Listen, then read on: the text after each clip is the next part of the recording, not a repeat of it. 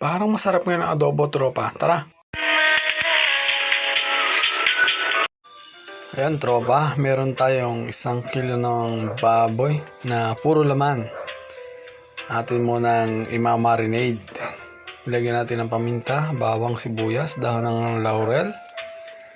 Dito na natin imamarinade dyan sa kawali. Konting oras lang naman yan. Ating i-mix-mix lang yan. Para manuot yung lasa sa laman ng pork.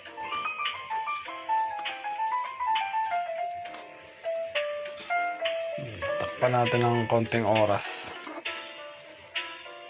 Dito naman sa kabila ay ang ating ilalahok na patatas. Tara, umpisahan na natin yan. Simulan lang natin sa medium na apoy. Mix ulit natin ng konti. Tapos tatakpan natin, palalambutin natin yung karne. Napakasarap ng adobong to, tropa. Takpan natin ng konting oras yan. Kalipas ng konting oras ay silipin natin. Medyo naiga na nga siya. So, dadagdagan natin yan ng konting tubig para mas mapalambot pa natin yung ating karne. Medyo matigas pa siya eh.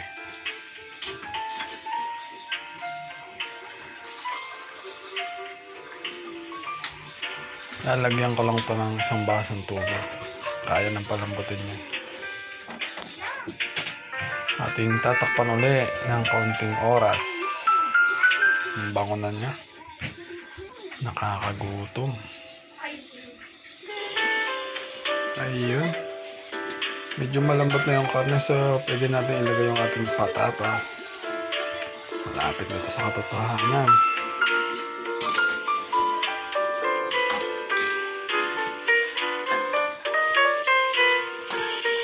Amoy pa lang, ulam na. Baka sarap nito. Konting oras na lang. Takpan lang natin ng konting oras para lumambot yung ating patatas.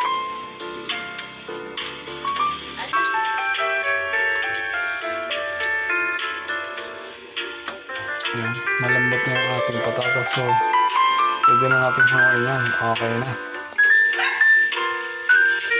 At na ang ating adobo for dinner. Thank you for watching.